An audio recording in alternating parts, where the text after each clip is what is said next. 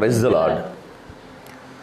సకల ఆశీర్వాదములకు కారణభూతుడును మన ప్రియ పరలోకపు తండ్రి అయిన యేసు క్రీస్తు ప్రభుల వారి శ్రేష్టమైన పరిశుద్ధ నామములో నాకు అత్యంత ప్రియమైన వారలారా, మీకును మీ కుటుంబాలకును మన ప్రభువును రక్షకుడును విమోచకుడును పోషకుడును ఆదరణకర్త అయినటువంటి క్రీస్తు ప్రభుల వారి అతి శ్రేష్టమైన పరిశుద్ధ నామములో శుభములు వందనాలు నా కుటుంబ పక్షంగా తెలియజేస్తుంటున్నాను. మనము ధన్యులము అని ఈ ఉదయకాల సమయంలో ప్రకటిస్తుంటున్నాను. ఎందుకని అంటే మనకు సజీవతను ప్రసాదించాడు దేవుడు. ఆయనను ఆరాధించుటకై, ఆయన పరిశుద్ధమైన పాదముల యొద్దకు ఆయన వాక్యమును ధ్యానించుటకై, ఆయన తన మహిమలో మనలను జ్ఞాపకము చేసుకొని ఇటీ తరుణాన్ని భాగ్యాన్ని 2020 సంవత్సరపు అక్టోబర్ నెల 17వ తేదీ అనగా శనివారం ఉదయం ఆయన వాక్యమును ధ్యానించు భాగ్యము సజీవులుగా మనలను కనుగొని ఆయన మనకు అనుగ్రహించినందుకు ప్రభుకు స్తోత్రం చెల్లించుదామా? హల్లెలూయా, హల్లెలూయా. దేవునికి అత్యంత ప్రియమైన దేవునికి కౌకిట్లో భద్రపరచబడినటువంటి దేవుని పిల్లలారా, ఈ ఉదయకాల సమయపు వాక్య ధ్యానం కొరకు పరిశుద్ధ లేఖన భాగాల దగ్గరికి వద్దాం. ఆదికాండం 37వ అధ్యాయాన్ని మనం ధ్యానం చేస్తుంటున్నాం. ధ్యానించుటకు ముందుగా ప్రార్థించుద్దాము, ప్రస్తుతించుదాము, ప్రభు యొక్క పాదముల యొద్ద ప్రణమిల్లుదాము. ఈ దినపు వాక్య ధ్యానము ద్వారా దేవా నన్ను బలపరచండి, నన్ను వాక్యానుసారంగా జీవింపచేయండి, మీ మహిమార్థమై నా కుటుంబమును దృఢపరచండి అని పరిశుద్ధుడు యవన రక్తాన్ని చిందించి మనలను విమోచించిన దేవుని పదముల యొద్ద మనలను మనము సమర్పించుకుందాం. ప్రార్థన చేసుకుందామా? తల వచ్చుదాం, ఎగ్గి వెళ్దాం. స్తుతి స్తుతి స్తుతి స్తుతి స్తుతి స్తోత్రములు స్తోత్రాలు స్తోత్రాలు దేవా, మీకు వేలాది వందనాలు వందనాలు వందనాలు తండ్రి. సజీవిత ఇచ్చారు, ఆరోగ్యం ఇచ్చారు, సూర్యోదయం అనుగ్రహించారు. మీకు వేలాది వందనాలు. ఈ దినము మాకు ఇచ్చిన శ్రేష్టమైన స్థితిని బట్టి మీకు వేలాది వందనాలు తండ్రి. ప్రభా, సజీవులుగా ఉంచినందుకు మరొకసారి మీకు వేలాది వందనాలు తండ్రి. భయంకరమైన రోజుల్లో ఉన్నామయ్యా. ఎక్కడ చూసిన అరాచకమైన ఆయన, ఎక్కడ చూసిన వైరస్ నాయన తండ్రి ప్రభ, వరదలు నాయన తండ్రి ప్రభ, తండ్రి తండ్రి తండ్రి ఒక్కసారి జ్ఞాపకం చేసుకొని నడుచున్నాం తండ్రి. మీరు సృష్టించిన సృష్టి తండ్రి ప్రభ యావత్తు నశించిపోచుండగా తండ్రి ప్రభ, మీరు వెతికి రక్షించుటకు వచ్చిన దేవుడు తండ్రి ప్రభ, మీకు వేలాది వందనాలు వందనాలు వందనాలు తండ్రి ప్రభ. స్తోత్రాలు తండ్రి. కనికరించండి, జాలి చూపండి, ప్రేమ చూపండి నాయన తండ్రి ప్రభ. మీకు వేలాది వందనాలు వందనాలు తండ్రి ప్రభ. స్తోత్రాలు తండ్రి. మరి ముఖ్యంగా తండ్రి ఆరాధనలో మీరు ఉండండి నాయన, వాక్యంలో మీరు ఉండండి తండ్రి. ప్రతి కుటుంబము మీ సాక్షార్థమై ఉండుటకు సహాయం చేయండి తండ్రి ప్రభ. ఆది కాండాల్లో తండ్రి ప్రభ, కాండంలో తండ్రి ప్రభ అనేక మారులు తండ్రి ప్రభ మమ్మల్ని హెచ్చరిస్తున్నారు తండ్రి. మీకు వేలాది వందనాలు తండ్రి. ఆ హెచ్చరికలు తండ్రి ప్రభ మా మనసులో ఉంచుకొని తండ్రి ప్రభ ఆ రీతిగా తండ్రి మేము నడుచుకునే భాగ్యం అనుగ్రహించమని బ్రతిమలాడుకుంటున్నాం తండ్రి ప్రభ. స్తోత్రాలు తండ్రి. మరి ముఖ్యంగా తండ్రి వేదనలో, శోధనలో, రోదనలో తండ్రి ప్రభ, వ్యాధులలో తండ్రి ఉంటున్న బిడ్డలు తండ్రి ఒకసారి జ్ఞాపకం చేసుకుని నడుచున్నాం తండ్రి. మా భక్తి ఏమాత్రమయ్యా మా ప్రార్థన త్రోసివేయకుండా తండ్రి వారి కన్నీళ్లను తూర్చమని బ్రతిమలాడుకుంటున్నాం. ఆనంద బాష్పాలుగా మార్చండి తండ్రి ప్రభ. రక్షణ వస్త్రం దయచేయమని బ్రతిమలాడుకుంటూ తండ్రి ప్రభ లైవ్లోకి వస్తున్న ప్రతి కుటుంబాన్ని ఆశీర్వదించి దీవించండి తండ్రి. మరి తండ్రి ప్రభ తండ్రి తండ్రి అలాగే తండ్రి ప్రభ తర్వాత చూస్తున్న బిడ్డలను తండ్రి ప్రభ మీరు ఒకసారి జ్ఞాపకం చేసుకోమని బ్రతిమలాడుకుంటూ తండ్రి ప్రతి పరిస్థితులను, ప్రతి అడుగులోనూ ఈ దినపు ఆశీర్వాదాలతో మమ్మల్ని నింపమని మా ప్రభు యేసుక్రీస్తు నామమున అతిమికులుగా బ్రతిమలాడి వేడుకుంటున్నాం తండ్రి. ఆమేన్. దేవుని పిల్లలారా, ఈ ఉదయకాల సమయంలో ఆంధ్ర క్రైస్తవ కీర్తనల పుస్తకంలో జోసెఫ్ మిడ్లికాట్ గారు రచించినటువంటి 255వ పాట, ప్రీతిగల మన యేసు ఎంతో గొప్ప మిత్రుడు అనేటటువంటి పాట పాడుకుంటూ ప్రభువును స్తుతించుకొని వాక్య ధ్యానం కొరకు మనము సిద్ధం చేసుకుందాం. ప్రీతిగల మన యేసు ఎంతో గొప్ప మిత్రుడు, మితి లేని దయచేత హత్తుచు ప్రేమించును.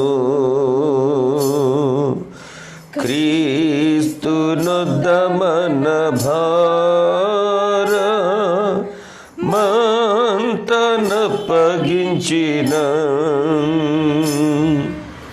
శక్తి గల యేసు చేత మోతలెల్ల విడును. నీతి గల మన యేసు ధృతి గల మిత్రుడు,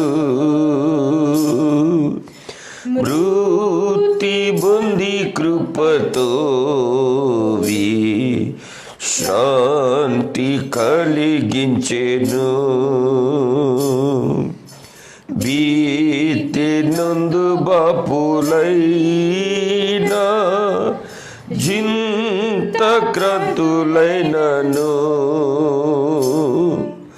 క్రీస్తు యొక్క దీప్తి చేత క్రొత్తగతి జుతురు. దయగల మన యేసు ప్రియమైన మిత్రుడు, మాయలోకమందు నీజ శాయుడై కాపాడును. భయ దుఃఖ శ్రమలాది మోయరని బాధలన్ జయమొప్ప నేర్పియేసు స్థాయి వృద్ధి చేయును. దారుణిలో యేసుగాక వేరు గొప్ప మిత్రుడా, పరలోకమందు యేసే వీరుడౌ రక్షకుడు. నారకుల గవవేగా క్రూర హింస బొందుచు కారుణించి నిలిచి ప్రతి ప్రార్థనలంచును.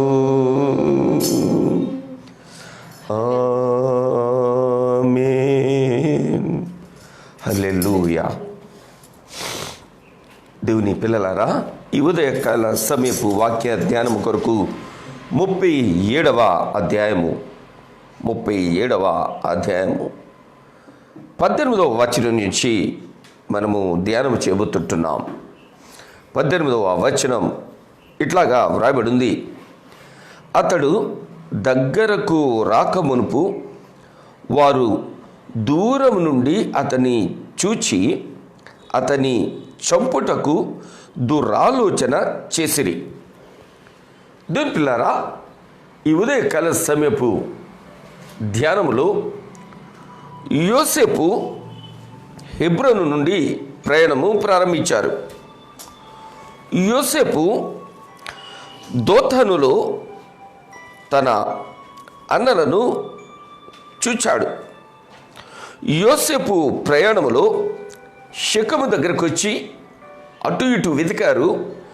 దోతానుకు వారు వెళ్ళారు అని తెలిసి దోతానుకు ప్రయాణమే వచ్చి దోతానులో అన్నలను కనుగొని దోతానులో ఉన్నటువంటి అన్నల దగ్గరికి వచ్చి మాట్లాడుటకు సంతోషముతో ఆనందముతో ఆయన రాబోతుంటున్న ఆయనను దూరం నుండి అన్నలు చూచి ఇలాగా ప్రణాళిక రచిస్తుంటున్నారు. ఎలాగా? వానిని చంపుదాము, వానిని చంపుటకు దురాలోచన చేస్తున్నటువంటి అన్నలను చూస్తుంటున్నాం. ఈ భాగము మనము ఆలోచన చేస్తుంటున్నప్పుడు యేసు క్రీస్తు ప్రభువు వారు ఈ భూమికి అరుదించినప్పుడు మన క్షేమమును, మనకు ఆరోగ్యమును, మనకు ఆశీర్వాదమును, మనకు అభివృద్ధిని, మనకు చక్కనైనటువంటి స్థితిని ప్రసాదించి తిరిగి తండ్రి దగ్గరికి వెళ్ళి మన క్షేమ సమాచారమును బట్టి తండ్రితో కలిసి ఆనందించుదాం అనుకున్నటువంటి ప్రభుల వారిని ఎట్లాగైతే తన వారే సిలువకు ఒప్పగించారు, అట్లాగన యోసేపు గారి జీవితాన్ని మనం చూస్తుంటున్నప్పుడు హెబ్రోను అంటే తండ్రితో సహవాసము అని వాక్యము మనకు తెలియచేస్తూ ఉంది. సహవాసము గత దినాన్న నివర్తమానము చెప్పేటప్పుడు హెబ్రోను అనే పదానికి అర్థంగా జలములు గల బావి అని నేను చెప్పడం జరిగింది. నన్ను క్షమించాలి, మన్నించాలి. బెర్షెబా అంటే జలములు గల బావి. అది హెబ్రోనుకు ఇశ్రాయేలు నివసించిన ప్రదేశానికి హెబ్రోను అని పేరు వచ్చినప్పుడు హెబ్రోనులో ఇస్సాకు గారు నివసించిన ప్రదేశానికే ఇశ్రాయేలు గారు కూడా వెళ్ళి జీవిస్తూ హెబ్రోను నుండి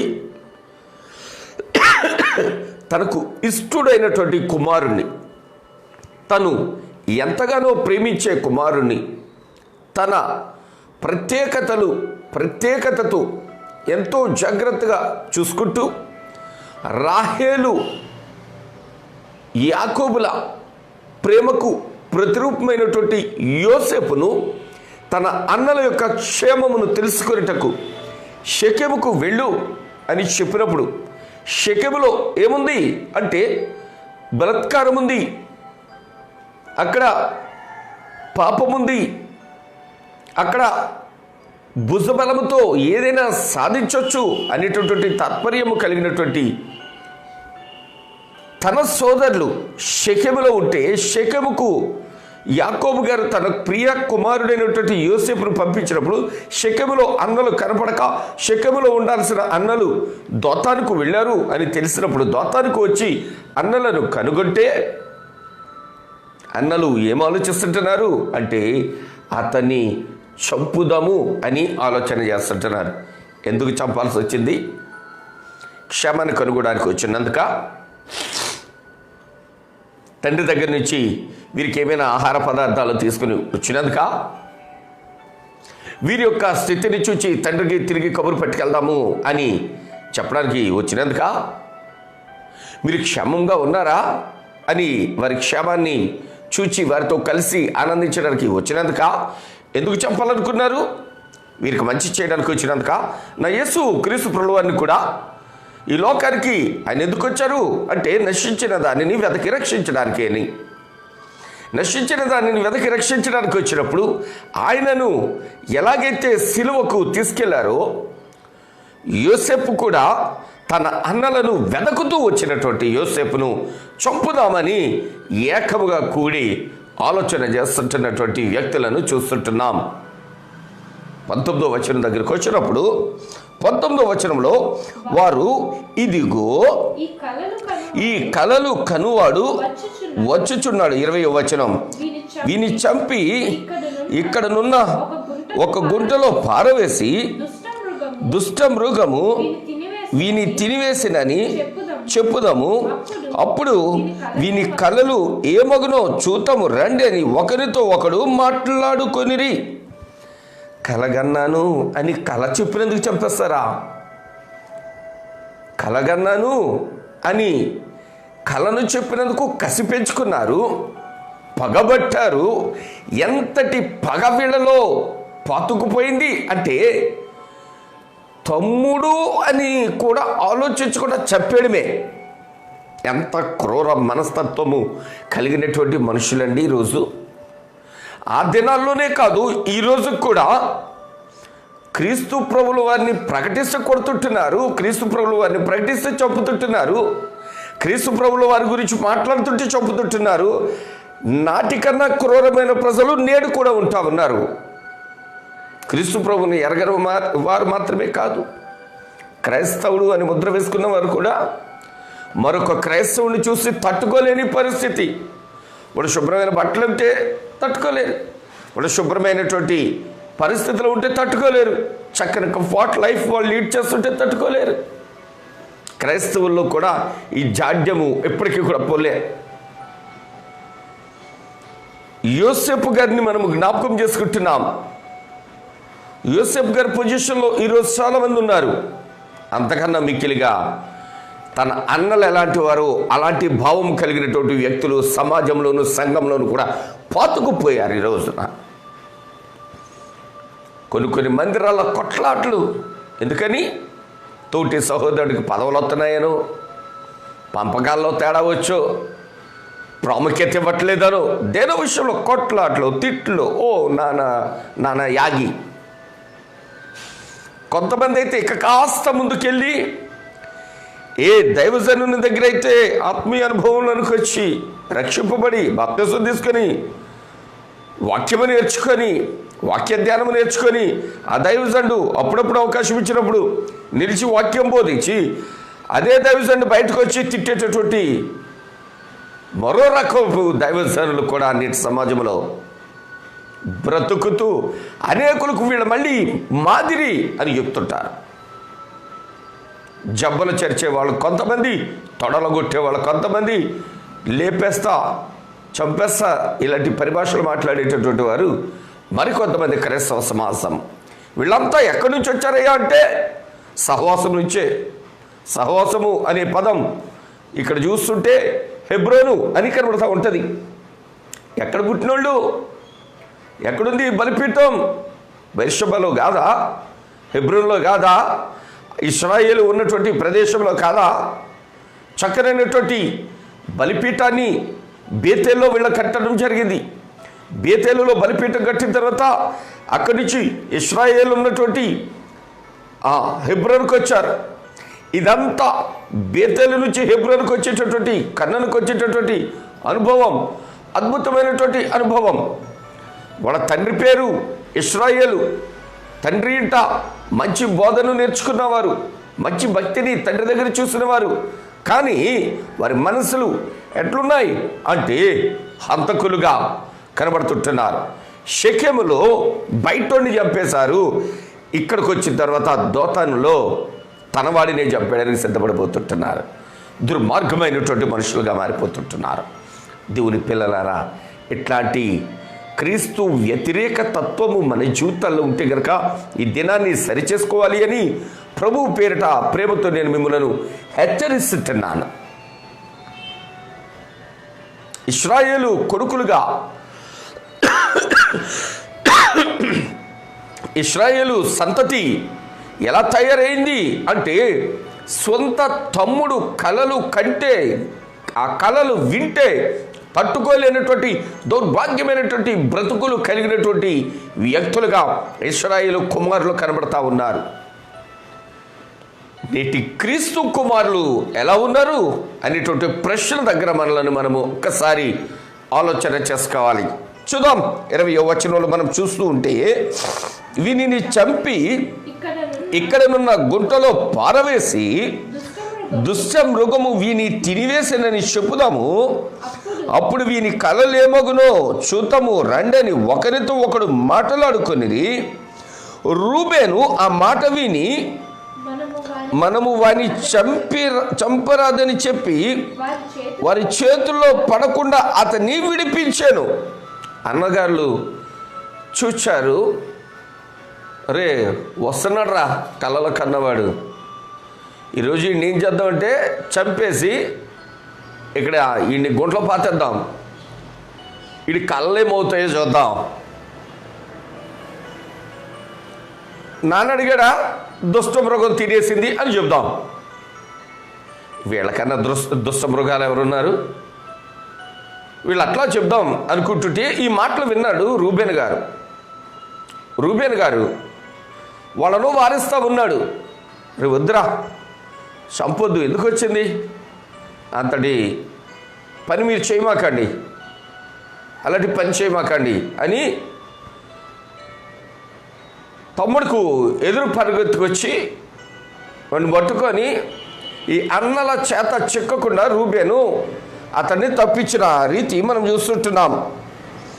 22వ వచనం, ఎట్లనగా రూబేను అతని తండ్రికి అతని అప్పగించుటకై వారి చేతుల్లో పడకుండా అతని విడిపింప దలచి రక్తము చిందింపకుడి అతనికి హాని ఏమీ చేయక అడవిలోనున్న ఈ గుంటలో అతని పడద్రోయుడని వారితో చెప్పాను.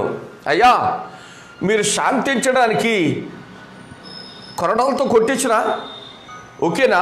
యేసు క్రీస్తు ప్రభువు వారి దగ్గర సిలువ దగ్గరకు వచ్చినప్పుడు పిలాతు గారు అంటారు, ఆయన్ను కొరడాలతో కొట్టిస్తాను, ఒకడ తక్కువ 40 దెబ్బలే ఇస్తా, ఓకేనా? అలా సంతోషమా? రూబేను అలా మాట్లాడుతుంటున్నాడు. అరే కొట్టమాకండ్రా, చంపమాకండ్రా, చంపకుండా వీడిని గుట్టలో వేద్దాము, ఓకేనా? ఇట్లా మాట్లాడుతుంటున్నాడు రూబేను. దేవుని పిల్లారా, యేసు క్రీస్తు ప్రభువు వారు మన క్షేమం కొరకు ఈ లోకానికి వస్తే ఆయనను నాటి యూదులు ఆయనను సిలువెక్కిస్తే నేటి క్రైస్తవ సమాజం నాటి యూదులు ఒక దినాన్ని మాత్రమే సిలువేశారు. నేటి క్రైస్తవులు దినదినము నా యేసు స్వామిని సిలువకే అప్పగిస్తుంటున్నారు. ఏ అంటే ఆయనకు మహిమొచ్చే కార్యములు చేయక. ఓ మాట ఈ సందర్భంగా మీకు చెప్పాలి. చాలామంది ఏదైనా క్రీస్తుకు వ్యతిరేకమైనటువంటి పోస్ట్ సోషల్ మీడియాలో కనబడితే తట్టుకోలేక వాళ్ళకన్నా పిచ్చొచ్చినట్లుగా వీళ్ళు రిప్లైలు ఇస్తుంటున్నారు. నేను అంటాను, రిప్లైలు ఇస్తున్నటువంటి నా సహోదరులను సహోదరీలను చూచి వాళ్ళ తెలవక క్రీస్తు నామాన్ని దూషిస్తుంటున్నారు. మీకు తెలుసు కదా, మీ ద్వారా మహిమ వస్తుందా దేవుని నామానికి? మీ ద్వారా దేవుని నామానికి ఘనత వస్తుందా? వాళ్ళ కౌంటర్ వేశాను అని ఇట్లా కొట్టుకుని నిన్ను నువ్వు అభినందించుకుంటున్నావేమో. నిన్ను అభినందించాల్సింది ఆయన, నిన్ను అభినందించాల్సింది మనుషులు కాదు, నిన్ను నీవు కాదు అభినందించకుండా. ఈరోజు యోసేపును విడిపించుటకు రూబేను పడుతున్నటువంటి తపన చూస్తుంటున్నాం. ఇంకా తర్వాత వచ్చిన మనం చూడగలిగితే కనుక, ఏమీ చేయక అడవిలోనున్న ఈ గుంటలో అతని పడద్రోయుడి అని వారితో చెప్పాను. యోసేపు తన సహోదరుల యొద్దకు వచ్చినప్పుడు వారు యోసేపు అంగీని అతడు తొడుగుకొని ఉండిన ఆ విచిత్రమైన నిలువుటంగీని తీసివేసి అతని పట్టుకొని ఆ గుంటలో పడద్రోసిరి. ఆ గుంట వట్టిది, అందులో నీళ్లు లేవో. దేవుని పిల్లలారా, ఆ గుంటలోనికి యోసేపును నీళ్లు లేని ఎవరో బావిలాగా తవ్వుంటారు, అందుట్లోనికి యోసేపును నెట్టేసినటువంటి రీతిని మనం చూస్తుంటున్నాం. ఎంత క్రూరమైనటువంటి మనస్తత్వానికి వీరు దిగజారిపోయారు, ఎంత క్రూరులుగా వీరు జీవిస్తూ ఉన్నారు. రూబేనుతో సహా అందరూ కలిసి యోసేపుని తీసుకెళ్ళి గుంటలో వేస్తారు. వేసిన తర్వాత వచనం చూస్తూ ఉంటే చాలా హృదయ విదారకమైనటువంటి వచనం.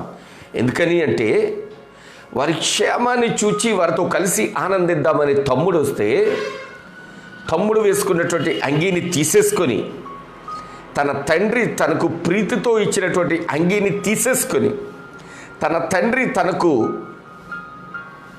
తనను ప్రేమించి ఇచ్చినటువంటి అంగీని బలవంతాన్ని లాగేసుకుని అతనిని గుట్టలోనికి తోసేసి వాళ్ళు ఏం చేస్తుంటున్నారో తెలుసా? వారు భోజనమునకు కూర్చున్నారు. ఎంత ద్రోహమండి, ఎంత దౌర్భాగ్యమండి! వీరి యొక్క క్షేమాన్ని కనుగొనడానికి, వీరి యొక్క సంతోషంలో పాల్గొనడానికి వీరు సక్రమంగా ఉండడానికి ఓ మోరల్గా ఉన్నటువంటి వ్యక్తి ఎక్కడున్నాడయ్యా అంటే కష్టాల్లో గోతిలో ఉన్నాడు. వీరేం చేస్తుంటున్నారు? ఆనందంగా ఆహారాన్ని పంచుకుంటున్నారు. ఒకవేళ నేను ఇలాగనుకుంటాను ఆ సందర్భాన్ని, ఆ ఆహారం కూడా ఇశ్రాయేలు ఇంట తయారు చేయబడి యోసేపే మోసుకొని వచ్చి ఉంటాడు. వీళ్ళకు చాలా కాలమైంది కదా, అన్నలు షెకెంకి వెళ్ళి కాస్త మంచి భోజనం వండిస్తాను, వాళ్ళు ఏం తింటున్నారు ఏంటో కాస్త పట్టుకెళ్ళి ఉన్నానా అని ఇశ్రాయేలు గారు తయారు చేయించి కొడుకుతో పంపించి ఉండొచ్చు కాక.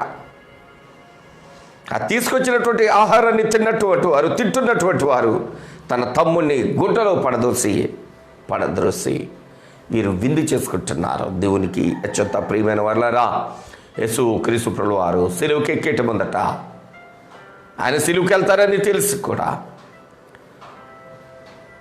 అక్కడ ఉన్నటువంటి ఒక వ్యక్తి ఆ విందులో పాల్గొన్నాడు. సిలువకు అప్పగించడానికి సిద్ధపడినటువంటి ఒక వ్యక్తి విందులో పాల్గొని యేసును అమ్మేయడానికి సిద్ధపడ్డాడు. ఈ ఉదయకాల సమయంలో వాక్యం వింటున్నటువంటి నా ప్రియ స్నేహితులారా, నువ్వు యోసేపు సోదరులువా? ఆలోచన చేసుకో. యోసేపు అయితే ఆ అన్నలు చేస్తున్నటువంటి ఆ 10 మంది కలిసి చేస్తున్నటువంటి దానిలో పెనుగులాడినట్టు కానీ, తప్పించుకుందామనేటటువంటి ప్రయత్నం కానీ, పారిపోదామనేటటువంటి ఆలోచన కానీ ఏమీ కూడా, వాళ్ళని ప్రాధేయపడదామనేటటువంటి మాటలు కానీ ఏమీ కనబట్లా. అక్కడ ఏమీ కనపట్లా. వదకు తేబడిన గొర్రెవలే అతడు తల ఉంచాడేమో. నా యేసు క్రీస్తు ప్రభువు వారి గురించి కూడా అట్లాగే ఉంటారు కదా. బొచ్చు కత్తిరించు అని ఎదుట గొరియు, వదకు తేబడినటువంటి గొరియు మౌనంగా ఎలాగుంటుందో అట్లాగే నా యేసు స్వామి సిలువకు మౌనంగా ఎలాగెళ్ళారో యోసేపు కూడా ఏమాత్రము ఆ విషయంలో ప్రతిఘటించకుండా తల ఉంచినటువంటి వ్యక్తిగా కనబడతా ఉన్నాను. నేను ముగింపుగా కొన్ని మాటలు మీకు తెలియచేయడానికి ఇష్టపడతా ఉన్నాను. అనేక మంది యోసేపు మీద దాడి చేస్తూ ఉంటే మౌనంగా, మీ క్షేమం కొరకు నేను వస్తే నా మీద దాడి చేస్తారని హృదయంలో రోధించుండొచ్చు. ఈరోజు నీకు క్షేమాన్ని కాకుండా క్షమాన్ని కలుగు చేస్తుంటున్న వారి ఎడల హృదయంలో రోధిస్తుంటే నీవు ధన్యుడవే. యోసేపు వలె నీ జీవితము ఫలించడి కొమ్మలాగుంటుంది. హృదయంలో రోధిస్తే లేదా తిరగబడితే మరో రీతిగా ఉంటుంది. ఎలా ఉంది నీ ఆలోచన? స్నేహితుడా, నువ్వు యోసేపులాగా తల ఉంచుతున్నావా, లేకుంటే యోసేపు సహోదరులాగా చంపేద్దాం, తోసేద్దాం, లేపేద్దాం, తీసేద్దాం ఇలాంటి పరిభాష ఏమన్నా వాడుతున్నావా? ఇలాంటి ఆలోచనలు దేంట్లో అన్నా ఉన్నావా? సరి చేసుకో ఈ ఉదయకాల సమయంలో. రూబేన్ అంటా ఉన్నాడు, అరే చంపొద్దురా, నేను గుంటలు వేసేద్దాం. ఎందుకు వేయాలి? ఏం తప్పు చేశాడని గుంటలో వేయాలి? ఏం తప్పు చేశాడని గుంటలో వేయడానికి పర్మిషన్ ఇస్తున్నాడు ఇతడు? ఇంటి పెద్దగా నేను చెప్తుంటున్నాను రా, తండ్రి తర్వాత నేను చెప్తుంటున్నా. ఇవ్వడన్నాడు మీద చెయ్యేసాడంటే కబడ్దార్ అని అనడానికి దమ్ము లేదా వీడికి? గుంట్లేసేస్తాడా? గుంట్లేసేద్దామని సలహా ఇస్తాడా? వేసేసి అతడు ఆ గుంట్లో ఆక్రోషిస్తూ ఆవేదన చెందుతూ అరే బాబా వీళ్ళ దగ్గరికి నేను ఎందుకు వచ్చాను అనేటటువంటి బాధ కూడా పడి ఉంటాడు. ఆ సమయంలో వీళ్ళేం చేస్తుంటున్నారు? భోజనాలు చేస్తుంటున్నారు, సంతోషిస్తుంటున్నారు, అతడిని గుంటలో వేసేసినందుకు ఆనందిస్తుంటున్నారు, ఆహారం తింటూ ఆహ్లాదకరంగా ఆలోచన కలిగి ఉంటున్నారు. దేవుని పిల్లలారా, అదే దేవుడు యోసేపును గుంటలోంచి బయటికి తీయడానికి శక్తి కలిగిన దేవుడు, ఉన్నతమైన పరిస్థితిని ఇవ్వడానికి దేవుడు ముందుగానే అతడికి తన భవిష్యత్తును గురించి అద్భుతమైనటువంటి ప్రణాళిక తెలియజేస్తారు. ఈ ఉదయకాల సమయంలో నేను ముగింపు మాటగా అంటా ఉన్నాను, నీవు సమస్యల దగ్గర శక్తిమంతుడైనటువంటి దేవుని వైపు చూచావా, నీ స్థితి ఉన్నతంగా ఉంటుంది. ఎవరైనా నీకు ఇబ్బంది కలిగిస్తే మనోదుఖము గలదానివై ఉండు, మనోదుఖము గలవాడివై ఉండు. నీ దుఃఖము ప్రభు పాదాల దగ్గర సమర్పించు. ప్రభువా, నాకు కీడు చేస్తుంటున్నటువంటి నా సహోదరి, నా సహోదరులను నీవు జ్ఞాపకం చేసుకో. నాకు ఈ పరిస్థితిని కల్పించినటువంటి వారి చేతుల నుంచి నిశ్చితమైతే నన్ను విడిపించి నిశ్చితానుసారంగా నన్ను నడిపించు అని ప్రార్థించు. చాలు, అద్భుతాన్ని చూస్తావు, ఆశీర్వాదం పొందుకుంటావు, నీ కుటుంబం దీవించబడుతుంది. అట్లాంటి ప్రార్థన మనము చేద్దామా? ఈ ఉదయకాల సమయంలో యోసేపును దీవించి హక్కుని చేర్చుకుని ఆశీర్వదించి అభివృద్ధినిచ్చినటువంటి దేవుని పాదాల దగ్గరకు మనము వద్దాం. మనకు క్షేమ, సౌఖ్య, సంతోష, సమాధానాలు, ఆరోగ్యము, ఆయుష్, నెమ్మది, బలము, సమస్త విషయాల్లో ఆయన కృప, సమస్త విషయాల్లో ఆయన దయ మెండుగా నిండుగా అనుగ్రహించే రీతిలో ఆయన పరిశుద్ధమైన పాదముల యొద్దకు మనము ప్రార్థన చేద్దాం. తలలో వచ్చుదాం, మోకరిందాం, ప్రార్థించాం. మిక్కిలి ప్రేమ కలిగిన మా ప్రియ పరలోకపు కన్న తండ్రి, మీకు వందనాలు, స్తుతులు, స్తోత్రాలు. నైనా కలలు కన్నాడు అనేటటువంటి ఒకే ఒక కారకము చేత, తండ్రి చేత మిక్కిలిగా ప్రేమింపబడుతుంటున్నాడు అనేటటువంటి కారకము చేత పగబట్టినటువంటి సోదరులు, యోసేపును చంపుటకు నిర్ణయించుకున్నటువంటి సహోదరులు, అంతకన్నా మూర్ఖమైనటువంటి సమాజములో మేము జీవిస్తూ ఉన్నాం తండ్రి. అంతకన్నా భయంకరమైనటువంటి మనుష్యుల మధ్యన మేము జీవిస్తుంటున్నాం ప్రభువా. ఈ ఉదయకాల సమయ వాక్య ధ్యానములో నాతో మొత్తం మీరు మాట్లాడి, యోసేపులాగా ఉంటావా, పగబట్టినటువంటి అన్నల్లాగా ఉంటావా అనేటటువంటి ప్రశ్న దగ్గర మమ్మలను నిలిపినవాడా మీకు వందనాలు. గొప్ప కనికరం కలిగిన తండ్రి మీకు వందనాలు. కరుణామయుడా మీకు స్తోత్రాలు. కలువరినాథుడా మీకు వందనాలు తండ్రి. ఈ ఉదయకాల సమయ వాక్య ధ్యానములో ప్రభువా, మీ వలె ఓర్పు కలిగినటువంటి యోసేపును ఏమాత్రము ప్రతిఘటించకుండా ప్రతి చోట తల వంచినటువంటి యోసేపును మా ముందట పెట్టారు. మీకు వందనాలు నాన్న, వందనాలు ప్రభా. మేము కూడా సహనము కలిగి సమస్యలను మీ పాదాల దగ్గర పెడుతూ మీ నుండి దీవింపబడు భాగ్యము మాకు అనుగ్రహించమని ప్రార్థిస్తుంటున్నాం తండ్రి. ప్రతి సమస్యలోనూ మేము గుంటలో ఉన్నను మీ వైపు చూడాలి, కానీ గుంటలో పడేసిన వారి వైపు చూచి మేము చింతించకుండా మీ వైపు చూచి ప్రభువా, ఈ స్థితి నుంచి మమ్మల్ని పైకి లేపునాయనని ప్రార్థించు. జ్ఞానము మాకు అనుగ్రహించమని ఉదయకాల సేవలు నానా మీరు చేస్తుంటున్న అద్భుతమైన కార్యాలకే వందనాలు చెల్లిస్తుంటున్నాం తండ్రి. మేము ఏకీభవించి ప్రార్థించినప్పుడు గత దినాల్లో జ్వాల గ్రేస్ను మీరు శక్తితో నింపి గృహానికి క్షేమంగా తోడుకొని వచ్చారు. నిన్నటి దినాన్ని ప్రభా చంటి బిడ్డడు ఊపిరితిత్తులోనికి ప్రభా మరి ఆ బాదాము వెళ్ళిపోయినప్పుడు ఆ బిడ్డడు పక్షంగా మేము మీ పాదాల దగ్గరికి వస్తే జాక్సన్ను క్షేమంగా ప్రాణాపాయ పరిస్థితుల్లో నుంచి క్షేమంగా ఆ బిడ్డను విశాఖపట్నంలో మీరు ఉంచినందుకు వందనాలు చెల్లిస్తుంటున్నాం తండ్రి. ప్రభా, మేము గొప్పవారమని, నీతిమంతులమని, యథార్థవంతులమని, భక్తిపరులమని కాదు, కానీ మీ కృపతో మా ప్రార్థనలు వింటున్నందుకు వందనాలు. చంటి బిడ్డలతో కలిసి మేము ప్రార్థిస్తుంటున్నాము, ప్రార్థన ప్రతిఫలాన్ని ప్రసాదిస్తుంటున్నందుకు మీకు వందనాలు చెల్లిస్తూ ఈ ఉదయకాలంలో మా బంధువులను, మిత్రులను, స్నేహితులను, ఆప్తులను, రక్త సంబంధికులను, తోబుట్టులను ఆయన వారందరినీ మీ పరమ పవిత్రమైన పాదాల దగ్గర పెడుతుంటున్నాం తండ్రి. క్షమను అనుగ్రహించండి. ఆత్మీయులను, ఆత్మీయ దైవజనులను కృపతో జ్ఞాపకం చేసుకురండి ప్రభా. ఈరోజు జన్మదినాలు, వివాహ దినాలు జరుపుకుంటున్న బిడ్డలకు, శుభకార్యములు జరిపించుకుంటున్నటువంటి బిడ్డలకు దీర్ఘ భవిష్యత్తు అనుగ్రహించండి తండ్రి. తిరిగి పునరుత్థాన దినమైనటువంటి రేపటి ఉదయకాల సమయంలో మీ పాదాల దగ్గరకు చేరి ప్రణమిల్లి ప్రస్తుతించి మిమ్మల్ని స్తుతించు పర్యంతము కృపాక్షమములు మాకు అనుగ్రహించమని వేడుకుంటూ యేసు క్రీస్తు ప్రభువు వారి దివ్యమైన పరిశుద్ధ పాదముల యొద్ద ప్రార్థిస్తున్నాము తండ్రి, ఆమేన్. పరమందు ఆసీనుడైనటువంటి పరమ తండ్రి అయిన దేవుని ప్రేమ, ప్రభువును రక్షకుడు యేసు క్రీస్తు వారి కృప, పరిశుద్ధాత్మ దేవుని యొక్క నిత్య అన్యోన్య సహవాసం, కబ్దుల భద్రత, సంరక్షణ ఈ ఉదయకాల సమీప వర్తమానంలో ఏకీభవించినటువంటి లైవ్లోకి వచ్చినటువంటి బిడ్డలకు మాతో కలిసి కూర్చున్నటువంటి లీకులకును కుటుంబాలకును తదుపరి వీక్షించబోతున్నటువంటి ప్రతి బిడ్డకు వారి కుటుంబాలకు సమస్త విషయాల్లో తోడండి. కృప కనికరంతో నింపి బలపరచును గాక. ఆమేన్ ఆమేన్ ఆమేన్. అందరికీ వందనాలు స్నేహితులారా. దేవుడు మాకు గొప్ప భాగ్యం ఇచ్చారు అని తెలియచేయడానికి ఇష్టపడతా ఉన్నాము. నిన్నటి దినాన్ని నాకు మనుమడు అవుతాడు బాబుగాడు అనుకున్న రీతిలో సంవత్సరం నెలలు బిడ్డ బాదాం గింజ